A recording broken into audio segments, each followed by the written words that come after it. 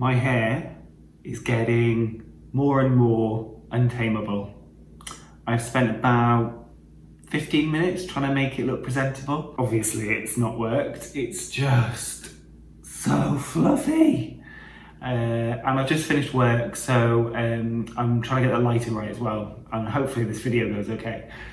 It's another really grey day here in London, but I thought I would do a video on some tips on management.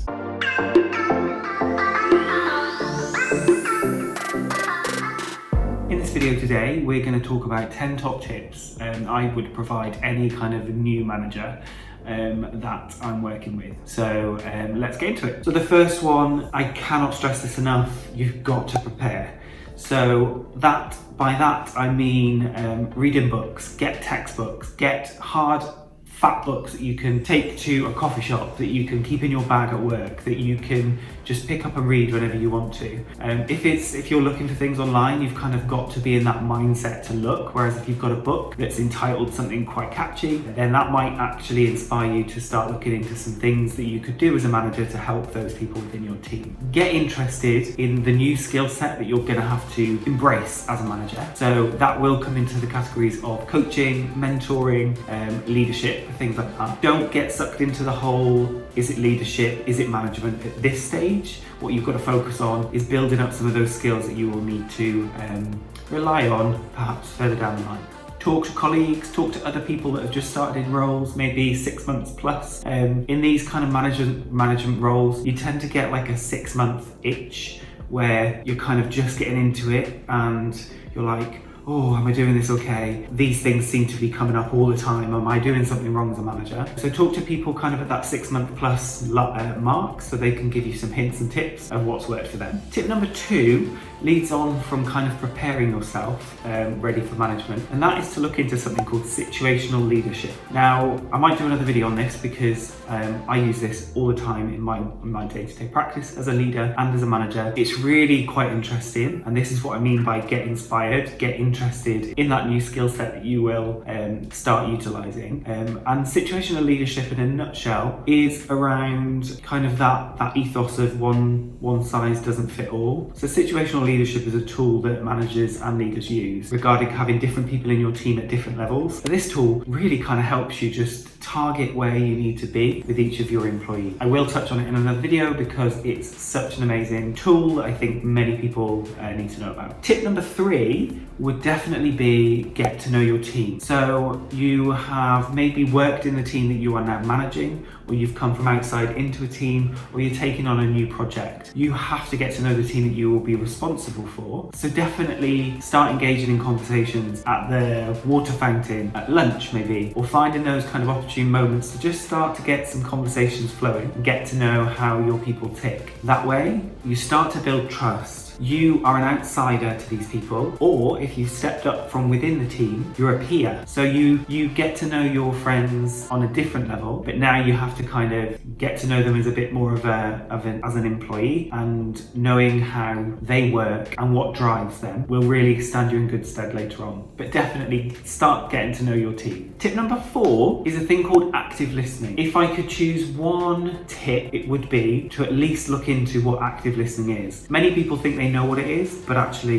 they don't. The crux of it is you can't be actively listening to somebody if you're thinking about how to respond to what they're saying. Somebody that's actively listening is tuned right into that individual or group of people, hearing the tone of voice, looking at their body language, seeing all the non-verbals as well as cueing into those verbals as well. You're actively listening because you're purely listening. You're not having a dialogue inside your brain of, that's an interesting thought, why are they going down that route? They need to clearly do this. Why don't they just know what the answer is to that question? If you're having an internal dialogue, you're not actively listening to the other person. Active listening also, it's definitely a skill that you need to hone in on, and you need to practice and practice and practice. But with active listening comes that pause. You have to provide the pause once somebody's finished talking to then respond, because what you have been doing is you've tuned right in, and now you need to leave that pause to build in how you're going to respond to what they're saying. Also with active listening, It's a lot easier to have conversations because you're not having to constantly think your way through that conversation. You're purely just sitting there as an ear, and sometimes that's all that's needed, especially within a management role. So tip number 5 for me would be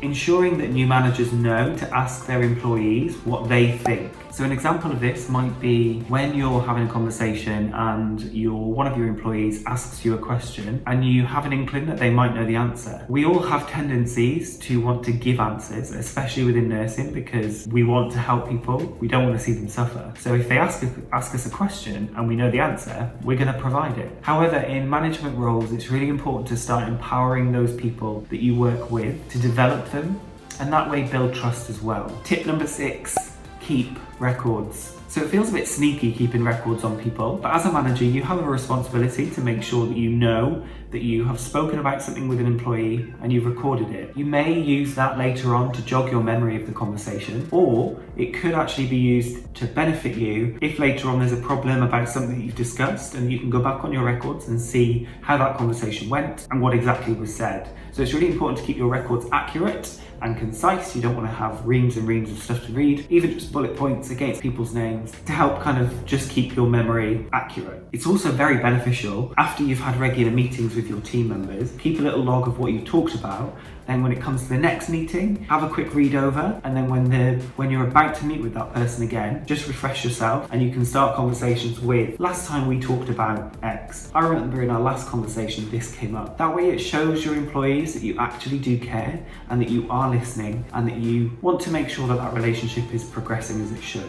A bit like if you go back to your GP all the time, it's really nice when they show that they remember you. You feel quite important. Maybe that's just me. Tip number 7 is something that I really struggle with still, and I've been a manager now for 6 years, and it's you don't need the detail. It's really important to remember, especially as a new manager, that you don't necessarily need to know the detail of everything that is being done by your team. What you do need to know is that your team are happy and that work is getting done. Realistically, is there anything else that you kind of need to know as a manager? Your team are happy, work's getting done, happy days. What will tend to happen if you do focus on the detail is that you'll get bogged down by that detail and not enough forward planning, forward thinking. Now, tip number 8 links into tip number 3. Tip number 3 was get to know your team. Tip number 8 is you're the boss, you're not the friend. Again, this is something that I really struggle with, mainly because of my personality type. I'm friendly, I'm outgoing, I'm approachable, and sometimes I have to remind myself that,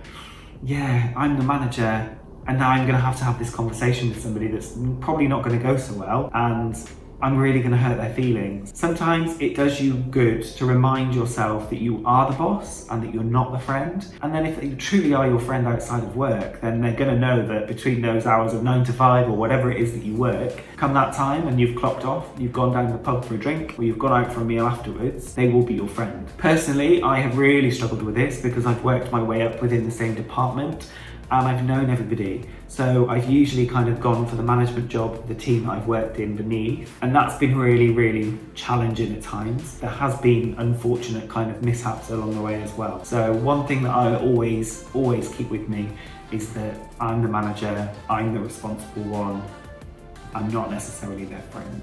And kind of linking into that one, tip number 9 is you're the boss, but it doesn't mean that you're the superior one. So you are now in a position where you are ultimately the senior person. However, that does not make you superior over anybody else. This is something that I hold really true to my core. When I go back to ward areas that I've worked on as band 5, band 6, even now as a band 8, they always still comment on the fact that I'm still that friendly, approachable person. I haven't changed as an individual, and I've always maintained that sense of true relationship. It's also that kind of saying that I keep in the back of my mind of be kind to the people on your way up, because you don't know who you're going to meet on the way down. I.e., don't step on your juniors because you're now the most senior person. Be kind to those people underneath you because you might find yourself back in that team, and how awkward would that be? It's kind of just human nature, and we have to remember to be nice to one another. I think that's probably more appropriate now in this current climate than ever. And then tip number 10 to finish it off is be available and be visible. Availability and visibility are huge in management. You don't want to be that manager that people moan about. Oh, they always say there's an open door policy, but he's always in there doing his emails, or he's always in those meetings.